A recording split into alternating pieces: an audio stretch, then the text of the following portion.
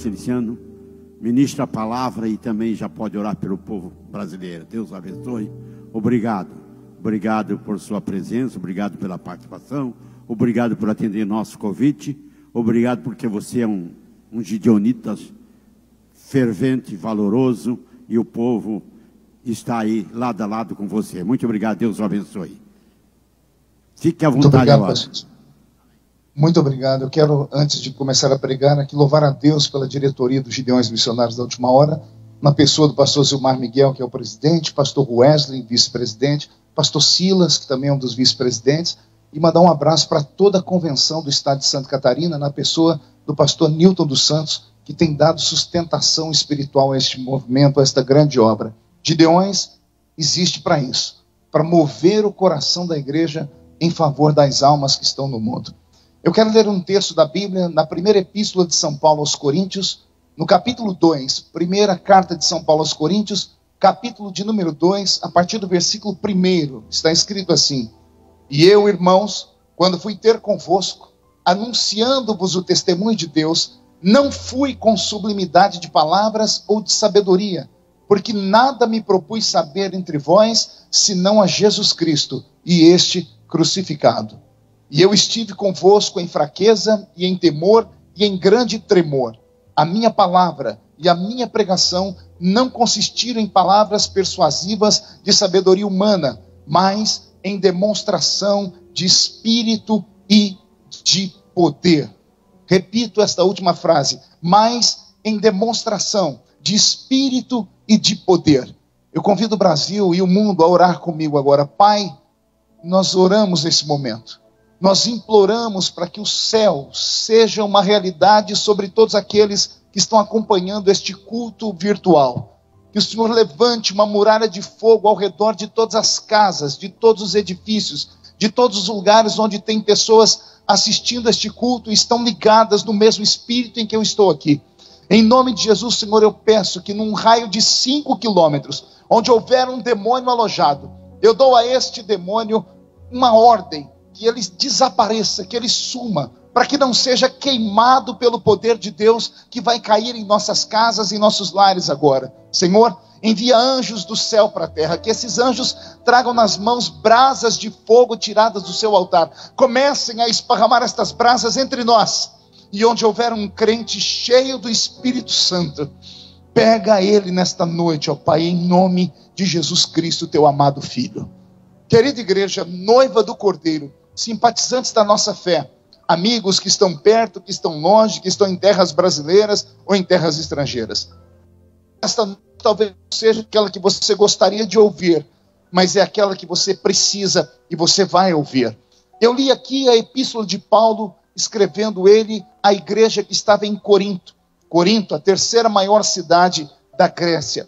O apóstolo São Paulo, um missionário por natureza, um homem vocacionado, um apóstolo, um fundador de missões, um fundador de trabalhos, um homem que não suportava ficar parado, ele que gemia pelas almas, ele que gemia por ver o mundo ser possuído pelo temor de Jesus Cristo, um homem que no seu tempo foi um homem importante.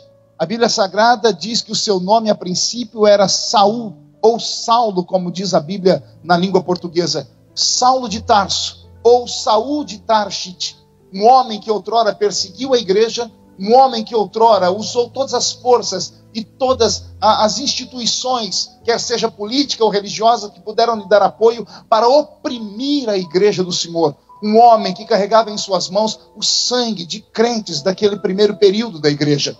Foi esse homem que Jesus Cristo salvou. Foi esse homem que Jesus levanta num período de turbulência e transforma o assassino de crentes no crente mais fervoroso da história. E é este crente mais fervoroso da história que, quando recebe a vocação de anunciar o Santo Evangelho, ao invés de pregar o Evangelho naquelas cercanias da terra do Oriente Médio, porque ali sim ele teria muito êxito, porque se ele prega no continente de Israel ou na terra de Israel, e se ele resolve pregar no continente africano, ele teria então uma avenida aberta para o seu Evangelho ser aceito. E já explico por quê. Porque desde sempre, tanto o continente africano, como nós ouvimos agora, o testemunho do pastor que nos contou, quanto Israel, naquele tempo, estavam sob o domínio de outros povos, eram escravizados. E pregar para um povo escravizado é muito mais fácil do que pregar para um povo livre. Porque para aquele que está escravizado, necessitado, leve para eles comida, leve para eles roupa. Ganhe primeiro o coração deles. E depois que você alimentar a barriga deles e cobrir a nudez do corpo, e você disser a eles, eu posso te falar de Jesus, automaticamente, em gratidão, eles vão se curvar e vão dizer, fale para nós desse Deus tão bondoso que te mandou aqui para encher a nossa barriga de comida e para vestir o nosso corpo com uma roupa. Ora, o apóstolo Paulo, no seu tempo, poderia, ele, com toda a sabedoria que tinha, e quem conhece um pouco sabe que ele era um homem letrado, era um homem poliglota. Quando a Bíblia diz que ele era o doutor da lei, a Bíblia está dizendo isso em ipsis literis. Ele não era doutor da lei judaica, ele não era um sacerdote, até porque ele era da tribo de Benjamim e não da tribo dos levitas. Quando a Bíblia diz que ele era doutor da lei, a Bíblia está dizendo que ele era um doutor em leis, ele era um advogado. Imagine num tempo onde a maioria das pessoas, mais de 90% delas, não sabiam ler, não sabiam escrever. E esse judeu afortunado, chamado Saul de Tarshite, ou Saulo de Tarso, já sabia ler, escrever, falar outros idiomas e ainda tinha uma formatura. Ele era advogado, aprendeu com as leis dos direitos romanos. Então Paulo não era um homem normal, não era como um Pedro e João, com todo o respeito que eles tenham, que eram pescadores, homens simplórios. Ele era um homem com anel de formatura no dedo, e é esse homem que Jesus Cristo vai levantar para ser agora o porta-voz da sua palavra, para ser o seu garoto propaganda, por assim dizer. É ele que agora vai anunciar o evangelho a todos os povos. Repito, poderia ele ter ido pregar para os povos pobres, mas sabe o que ele resolveu fazer, amados? Ele resolveu ir à Grécia. Ele resolveu ir pregar para homens e mulheres que eram belos, para homens e mulheres que eram ricos, para homens e mulheres que não tinham as necessidades normais dos seres humanos normais. Quem conhece a cultura grega sabe do que eu estou falando. Quem aqui nunca viu alguém usar a expressão, aquele homem parece um deus grego, de tão belo que é? Aquela mulher lembra uma deusa grega. Quem aqui nunca foi em uma academia, lembrando que esse esporte, a academia também chamada de templo do corpo humano, nasce com os gregos. São eles que criam o esporte.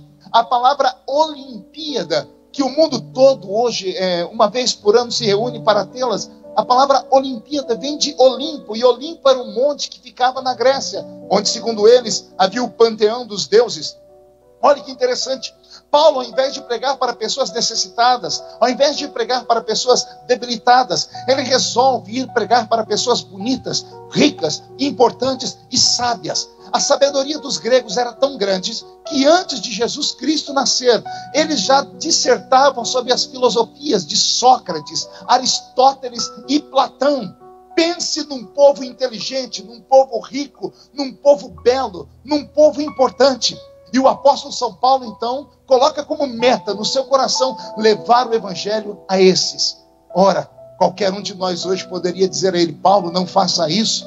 Paulo, vá pregar para quem é necessitado, porque ali o caminho é mais fácil. Mas Paulo não. Ele aceita o desafio.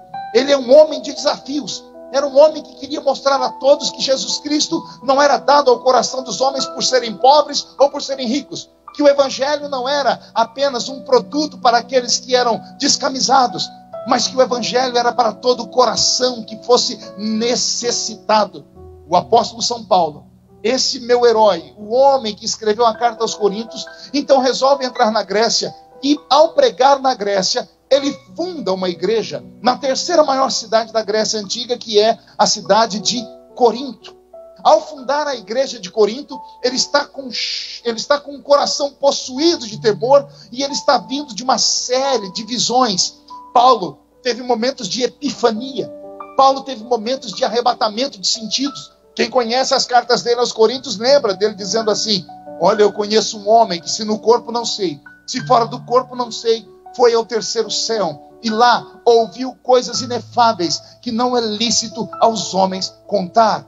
Quem conhece a carta de Paulo aos Coríntios sabe que a primeira igreja a receber a revelação dos 9 dons do Espírito Santo é a igreja de Corinto. E é Paulo quem começa a doutrinar esta igreja e a ensiná-la na santidade, na pureza, no carisma do Espírito Santo.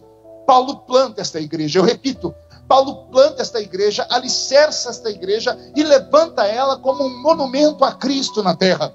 A primeira carta de Paulo aos Coríntios, ele envia para esta igreja, esta mesma igreja que ele plantou, 20 anos depois dela estar fundada. Eu repito, 20 anos depois que Paulo passou pela primeira vez em Corinto, pregou, fundou aquele grande ministério e encheu aquela igreja de conhecimento daquilo que é sobrenatural, daquilo que é sobre-humano. 20 anos mais tarde, o apóstolo Paulo está em uma de suas viagens. Dizem que foi dentro de uma embarcação. E alguém se aproximou dele porque o reconheceu e se apresentou dizendo: ó, Paulo, eu sou membro da igreja de Corinto, aquela que você fundou há 20 anos atrás. Eu era criança e ficava debaixo dos bancos enquanto os meus pais congregavam com você. Eu cresci ouvindo as suas histórias, as histórias contadas a seu respeito. E eu quero te dizer que eu sou grato porque a igreja de Corinto ainda está de pé. A tradição diz que o velho apóstolo, como qualquer pastor que tenha passado por uma igreja e voltado a ela anos depois, ou encontrado um membro há muito tempo, por onde ele já foi pastor um dia, a pergunta que qualquer pastor faria é a que Paulo faz a ele. E Paulo pergunta: como vai a igreja de Corinto? A tradição diz que o rapaz se empolgou e começou a dizer a Paulo: Paulo, a igreja está bem.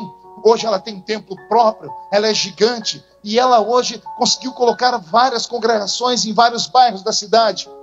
Ao invés de Paulo esboçar um sorriso e falar glórias a Deus, a tradição diz que o apóstolo fita o rapaz, olha para ele e diz assim: você não entendeu a minha pergunta? Eu estou questionando como está a igreja de Corinto. A tradição diz que esse rapaz fica tão consternado porque ele não entende a pergunta de Paulo, então ele acha que ele respondeu errado, então ele diz assim: apóstolo, agora eu entendi. A igreja de Corinto tem cuidado dos órfãos, das viúvas. A igreja de Corinto criou creches, a igreja de Corinto criou asilos, a igreja de Corinto visita os hospitais. E ao invés de Paulo esboçar um sorriso e aplaudir, a tradição diz que o velho apóstolo olha nos olhos daquele moço da igreja de Corinto e diz para ele: você ainda não compreendeu a minha pergunta. Eu estou perguntando como está a igreja de Corinto. E o rapaz, então, perdido, não consegue entender a pergunta, diz assim: o senhor me desculpe, mas eu não estou compreendendo. Então diz a tradição que Paulo abriu um sorriso e disse: eu estou perguntando da verdadeira igreja. Eu não estou perguntando do templo feito por mãos humanas. Eu não estou perguntando das letras garrafais colocadas em bronze na porta de uma grande ou de uma pequena igreja. Eu não estou perguntando se os bancos são de madeira ou se os bancos são almofadados, se a igreja tem ar-condicionado ou não. Eu não estou perguntando do som da igreja, do CNPJ dela. Eu não estou perguntando se ela é gigante, se ela tem milhares de congregações, ou se ela é apenas uma única célula. Eu estou perguntando como está a igreja de Corinto, a verdadeira igreja. Porque a verdadeira igreja é aquela que tem ouvidos e ouve, que tem olhos e vê, que tem boca e fala, que tem mãos e libera a sua unção para a oferta, que tem pés e sai para evangelizar. A verdadeira igreja não é feita com nome de nomenclaturas. Esses são os templos. E eu tenho uma notícia, talvez não muito agradável para você. Deus não habita em templos feitos por mãos humanas. Não sou eu que digo isso, é a palavra. A palavra diz que Deus não habita em templos feitos por mãos humanas. E eu entendo que essa escritura está assim colocada na palavra como um alívio para a minha alma e para a sua. Porque ela podia dizer assim: Deus não habita em templos. Mas não. Deus não habita em templos feitos por mãos humanas. Deus não habita em 4 paredes, mas Deus habita no templo feito pela sua própria mão.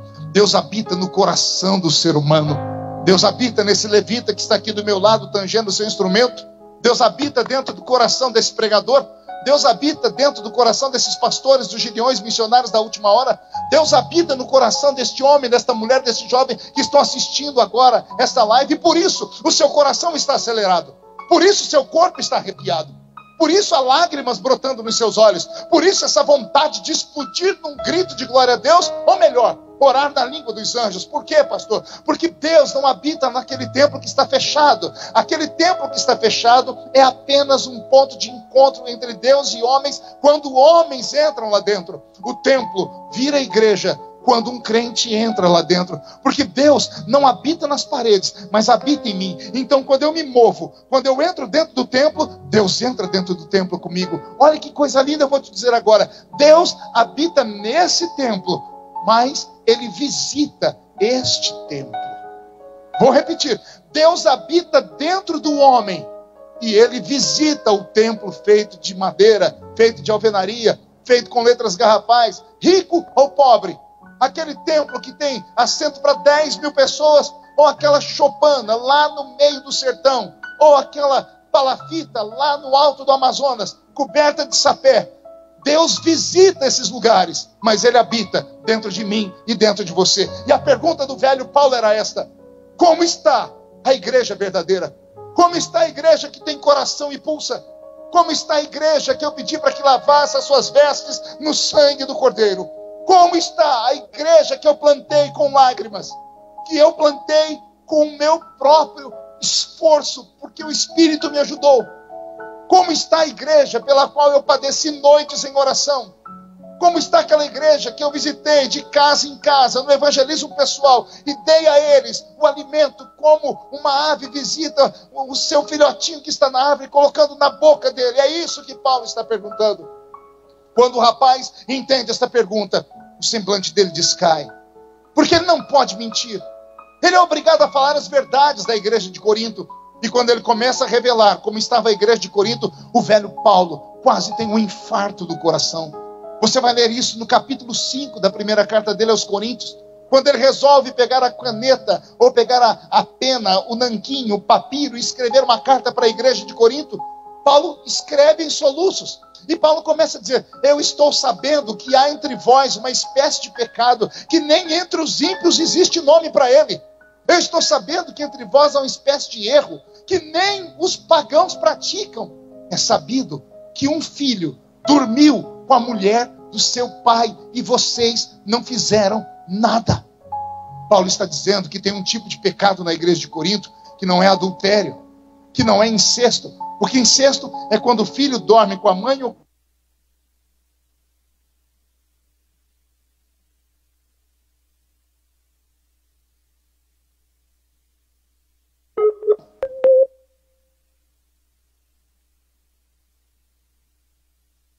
para trabalhar e deixou a nova esposa com o filho. E o filho aproveitou da esposa do seu pai e dormiu com ela. A igreja de Corinto soube disso e não soube como tratar, e deixou que aquilo permanecesse. A tradição diz que o rapaz começa a dizer: o senhor lembra daqueles dons espirituais que o senhor nos ensinou? Falar em línguas, interpretação de línguas, expulsar os demônios, variedade de línguas, interpretação dessas línguas. O senhor lembra que o senhor falou para nós sobre discernimentos de espírito, de palavra do conhecimento, de palavra da revelação? Isso não tem mais na igreja de Corinto. Isso desapareceu. A igreja de Corinto hoje é reconhecida pela sociedade, mas quando ela ora, não é mais reconhecida pelo céu. Eu estou com meu corpo arrepiado agora e sinto um temor aqui, porque nós estamos debaixo de uma maldição. O mundo todo padece com esse vírus chamado coronavírus. Houve uma interrupção no ciclo, na vivência da raça humana. Esse vírus não respeitou pobre nem rico, nem nação de primeiro mundo e nem nação que está em desenvolvimento. Esse vírus não respeitou pessoas bonitas nem pessoas feias. Ele não respeitou classes sociais, não respeitou a cor da pele. Esse vírus veio e fez o mundo inteiro se ajoelhar. E fez com que nossas igrejas ficassem fechadas. Eu recebi esta semana, pastores que me assistem, com muita tristeza, ligações de amigos que estão passando fome. Pastores que não conseguiram ensinar a sua igreja direito. Porque se tivesse ensinado a sua igreja direito, o membro, a ovelha, se lembraria que o pastor precisa comer e ele vive do altar, e levaria o dízimo na porta da igreja, ou faria uma cesta básica e levaria ao seu pastor, mas o pastor está passando necessidade. Falha sua por não ter ensinado a igreja direito. Talvez a arrogância. se preocupou mais com a beleza do que com aquilo que é de verdade o Evangelho. Porque o Evangelho é amar o próximo como a si mesmo, disse Jesus. Estamos vivendo um momento difícil. Me pergunto a toda hora o que está acontecendo, e eu digo, é o sinal do final dos tempos. Inclusive sábado agora eu farei uma live às 8 horas da noite no meu canal do YouTube, onde eu vou falar sobre o fim do mundo, sobre o fim dos tempos, sobre Apocalipse capítulo 13, porque eu recebi milhões de perguntas sobre isso. Em que momento estamos vivendo a história, pastor? Estamos vivendo o princípio das dores. Jesus está voltando. E qual é o maior sinal que antecede o princípio das dores? Apostasia generalizada. O que é apostasia? É quando deixamos aquilo que é certo e trocamos por aquilo que é errado. Apostatar-se da fé é vomitar em cima de tudo aquilo que você aprendeu e chutar para o canto. Apostatar da fé é você chamar aquilo que era santo hoje de pecador. Era você falar que aquilo que era Deus fazia, hoje você dizer que é o demônio. Apostasia é revirar a sua cabeça e deixar aquilo que é santo se tornar profano. Com a autoridade de Deus que está me revestindo agora, eu digo a esses milhões que estão nos assistindo agora, é tempo da igreja de Cristo rever os seus conceitos e os seus valores. E que bom que Deus nos deu essa chance de pregarmos aqui agora, pela via da internet. Porque eu sei que esse culto vai ficar memorizado e muitas pessoas vão assistir este culto depois dessa noite. E eu quero aqui dizer para você que está assistindo agora, Jesus Cristo está chamando você para um compromisso com Ele, para um relacionamento com Ele. O Senhor está questionando a você como está a igreja. A pergunta que Paulo fez para aquele membro da igreja de Corinto é a pergunta de Jesus para você hoje. Como está a igreja que eu plantei? Onde estão os dons do Espírito Santo? Onde estão as línguas estranhas? Onde estão os intérpretes de línguas estranhas? Onde estão aqueles que eram arrebatados durante o culto e nós ficávamos ao redor deles até meia-noite, 1h da manhã, esperando retornarem para nos contarem as visões do céu?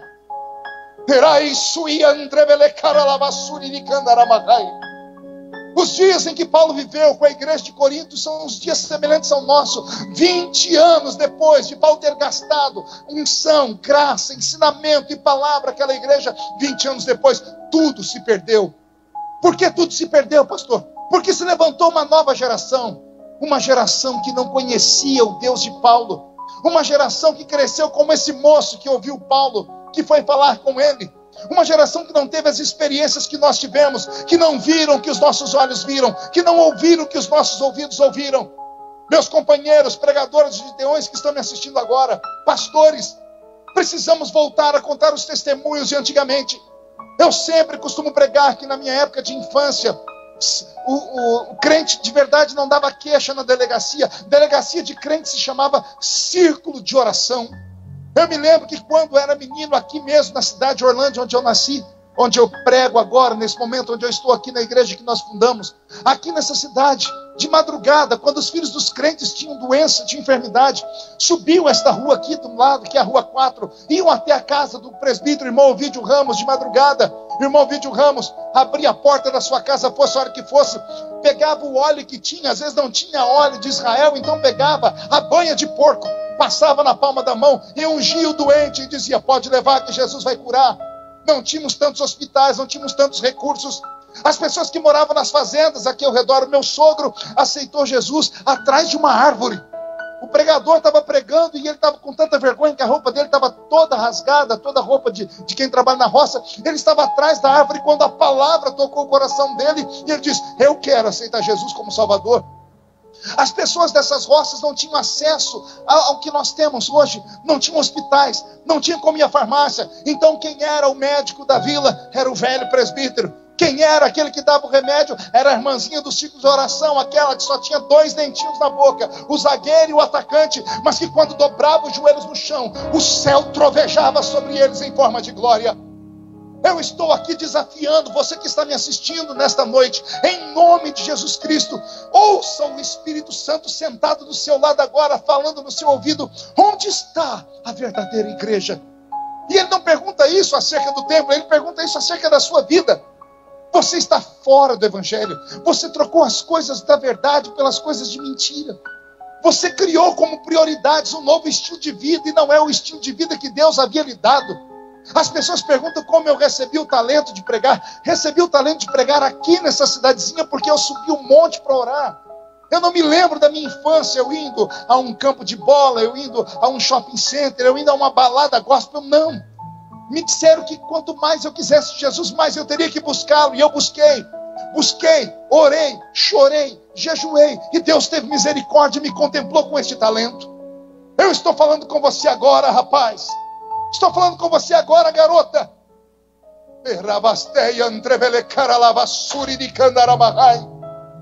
Aí não é o seu lugar. O seu lugar era num altar pregando, era numa banda da igreja cantando. Não era desfilando daqui para lá, de cá para colar, querendo fazer inveja a Gisele Bündchen. Deus não lhe chamou para isso. Nós estamos nesse mundo de passagem. Estamos nesse mundo como imigrantes. Nós somos aqui peregrinos em uma terra estranha. Precisamos voltar a anunciar este evangelho simples, este evangelho poderoso. É por isso que o seu coração está sendo sacudido no seu peito agora.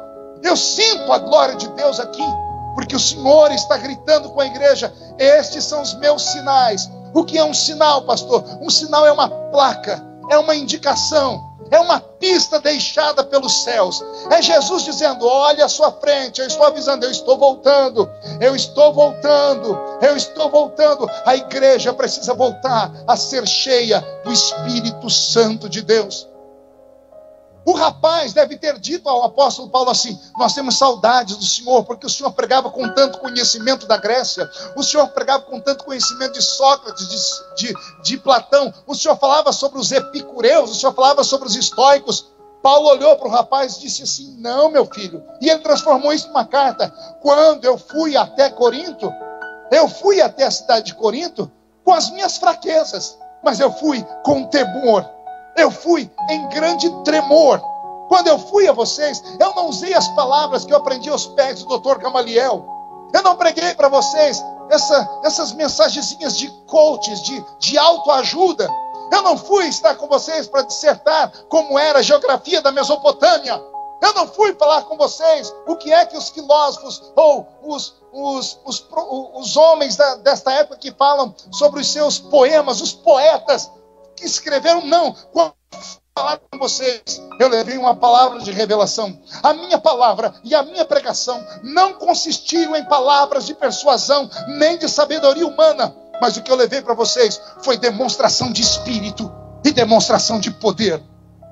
Espírito e poder. O Espírito Santo está agindo. O Espírito Santo, neste tempo de quarentena, está reunindo as famílias. É uma oportunidade única das famílias terem um tempo para conversar ao redor da mesa. É uma oportunidade única para que as famílias revejam os seus conceitos, os seus valores e se conheçam melhor. Porque a bênção da internet separou famílias. O aparelho de smartphone é muito mais importante do que a própria Bíblia Sagrada. As músicas sertanejas e outras músicas, que algumas são até bonitas, roubaram o lugar dos verdadeiros louvores. Até os louvores foram transmutados. Louvores que falavam da Bíblia Sagrada desapareceram. Os louvores, a grande maioria deles, é a exaltação do homem, um homem sendo colocado, é a deificação humana. Precisamos rever os nossos conceitos e os nossos valores. Precisamos voltar pelo caminho em que caminhamos e ver em qual encruzilhada da vida nós erramos. A minha geração deve ter errado em alguma coisa, e eu faço aqui o meia-culpa. Talvez eu, como pregador, tenha falhado. Talvez eu devia ter pregado mais sobre o pecado. Devia ter pregado mais sobre as realidades da vida. Devia ter pregado mais sobre como ser mais ungido e unido a Cristo. Devia ter pregado mais sobre relacionamento com Deus do que sobre religião. Passamos o tempo todo nos preocupando com a carcaça das pessoas. Deixe-me dar aqui uma palavra para você. A parábola das 10 virgens. As 10 virgens representam a noiva. As 10 virgens estavam indo se encontrar com o noivo, assim como a igreja é a noiva e aguarda o encontro do noivo. A Bíblia diz que à meia-noite ouviu-se um clamor, ouviu-se um grito: eis aí o noivo, sai ao seu encontro. E as 10 virgens ouviram o som. Somente 5 puderam acompanhar o noivo. Agora vamos aqui estudar esse texto com 1 minuto. As 10 eram virgens. Eu disse que eram virgens. Nenhuma delas havia perdido a pureza. As 10 virgens eram noivas, 10 noivas. Qual é a roupa que uma noiva usa? É a roupa branca, que simboliza a pureza. As 10 virgens estavam com as suas vestes brancas. As 10 virgens estavam puras, mas somente 5 tinham azeite na botija. Somente 5 tinham suficiente azeite para atravessar a escuridão daquela noite. Perceba, as vestes não estavam sujas e elas ainda eram puras. Por que eu estou dizendo isso? Porque passaram a vida toda falando para mim das vestes. Pregaram para mim sobre a aparência, sobre a roupa. Me ensinaram a vida toda a ter medo de Deus e não me ensinaram a ter um relacionamento com Ele. Me falaram para continuar em pureza. Me falaram para que eu conseguisse deixar as minhas vestes brancas. Mas poucos falaram para mim: seja cheio do Espírito Santo. Busque o Espírito Santo. Busque os dons do Espírito Santo. O que faltou para aquelas virgens que ficaram não foram vestes. O que faltou para aquelas virgens que ficaram não foi falta de pureza. As roupas delas ainda eram brancas. E aquelas 5 virgens ainda eram puras. Mas não puderam ir com o noivo, porque faltou azeite do Espírito Santo. Nossos cultos estão fracassando. Nossos cultos estão silenciosos. Nossos cultos não têm mais aquele carisma, aquela graça, aquela epifania, aquele encontro de Deus e o homem. Onde estão as Miriams que dançavam nos nossos templos? Eu passei por pelo menos 10, 15, 20 anos ouvindo pregadores pentecostais, debochando de pentecostais. Nesse exato momento, esses mesmos estão com saudade daqueles cultos. Estão com saudade daqueles crentes que eram simples na aparência e faziam as suas coreografias espirituais. Mas eles tinham uma profecia nos lábios. Havia um aviso de Deus antes de vir um juízo sobre a terra. O juízo veio e nos pegou desprevenidos. Quem sabe isso é a misericórdia de Deus dizendo assim: ei, e se eu tivesse voltado? E se o toque da trombeta tivesse sido ouvido nos céus? E se o arcanjo tivesse tocado bem alto a trombeta? Você poderia ter ido ao encontro do noivo? Paulo, e eu falo isso com o coração quebrantado, o velho Paulo, quando ficou sabendo que a igreja que ele havia plantado havia tomado outro caminho, ele gastou tempo para escrever esta carta, e ele relembrou a igreja. A primeira carta de Paulo aos Coríntios é uma rememória, ele dizendo: lembrem quais são os seus valores, lembrem que é só um Espírito que opera em todos. Lembrem-se dos dons. Busquem um discernimento de espírito para não serem enganados por lobos em pele de ovelha. Busquem as interpretações de línguas para que vocês saibam o que é que eu estou dizendo em espírito. Busquem os sinais para que os ímpios se convertam e saibam que eu ainda sou Deus. Use os dons de curar os enfermos.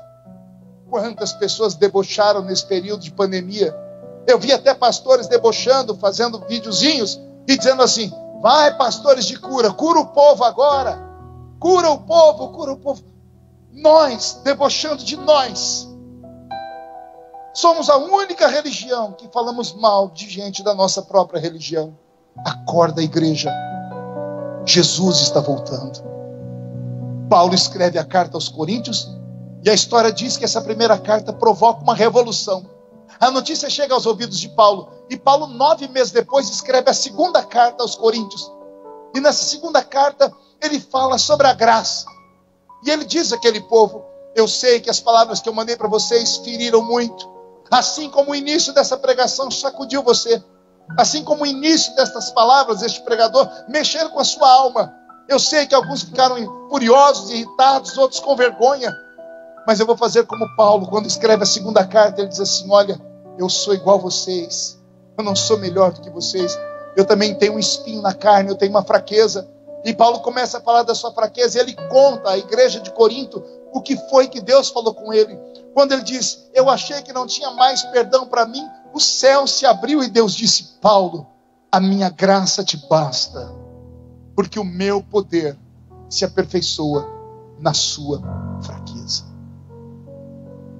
Eu encerro aqui este breve sermão, esta mensagem muito curta, porém verdadeira, pedindo a Deus que visite a sua alma nesse momento, pedindo a Deus que te dê força para você voltar lá para o alto mar, porque ninguém mandou você largar a sua rede. Está na hora da igreja ser despertada pelo poder do Espírito Santo. Se eu nada pesquei, feche os olhos e coloque a mão no seu coração enquanto cantamos. parecia ser apenas mais um dia como qualquer outro. Estava cansado, Sem forças, desanimado. E aí, Gustavo? decidi largar tudo e parar. Deus conhece sua estrutura, sabe o que está fazendo. Mesmo que seja difícil, não pare, Ele está vendo. Colheu todas suas lágrimas e mandou a te falar. Pegue o que Ele te entregou e volte para o mar, que é o seu lugar. Quem mandou largar a rede? Quem mandou você parar? Volte para o mar alto, no lugar da tua vergonha eu vou te honrar. Quem mandou largar a rede? Quem mandou você parar? Volte para o mar alto, no lugar da tua vergonha eu vou te honrar. Filho, eu vou te honrar. Quero orar por você agora que quer voltar para Jesus. Quero orar por você agora que deixou a sua enxada guardada num canto e ela está agora enferrujada. E isto é uma metáfora. Quero orar por você que pregou, cantou, foi dirigente de ciclo de oração, de departamentos, e parou por algum motivo. Eis a oportunidade. Você cresceu em uma igreja séria como eu cresci. Talvez a geração mais nova esteja vendo tudo isso como apenas uma festa, mas eu e você que estamos na igreja há mais de 30 anos, ou estivemos nela, você está afastado agora, você sabe da verdade, sabe que Jesus está voltando. Então quero orar por você agora, porque vai dar tempo do Senhor te levantar de novo. Pai, eu oro neste momento por essas vidas. Eu oro por esse rapaz, por esta moça. Eu oro por esta família inteira. Eu oro por este obreiro. Eu oro por esse que estava afastado. Eu oro por esse que enterrou o talento. E eu te peço em nome de Jesus, que caia sobre eles a mesma palavra que Paulo disse aos Coríntios: aquilo que os olhos não viram e os ouvidos não ouviram e não subiu ao coração do homem, é o que Deus tem reservado para aqueles que o amam. Em nome de Jesus Cristo, agora você receba o Espírito Santo de novo. Os que são batizados com o Espírito Santo e assistem esta live, em nome de Jesus, sejam renovados agora. Sejam possuídos pelo temor do Senhor. Sejam tomados pela unção divina. Profeta, volte a profetizar em nome de Jesus. Levita, volte a cantar em nome de Jesus. Mestre, pregador, professor, volte a ensinar a Bíblia em nome de Jesus. Pai, que nosso tempo seja tomado pela sua graça, porque a sua presença é tudo o que nós temos. Eu profetizo um tempo de mudança e um tempo de paz. Eu oro pelos Gideões, missionários da última hora, e por todos os missionários que estão esparramados pelo mundo, e peço ao Senhor que sustente esta obra, Pai, em nome do Pai, em nome do Filho e em nome do Espírito Santo.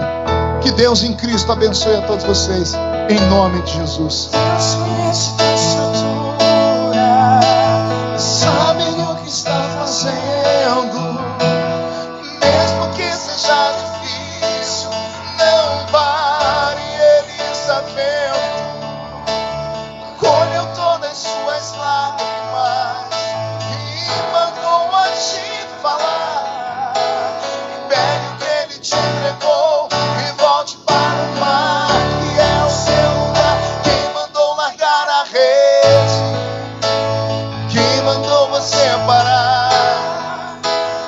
voz para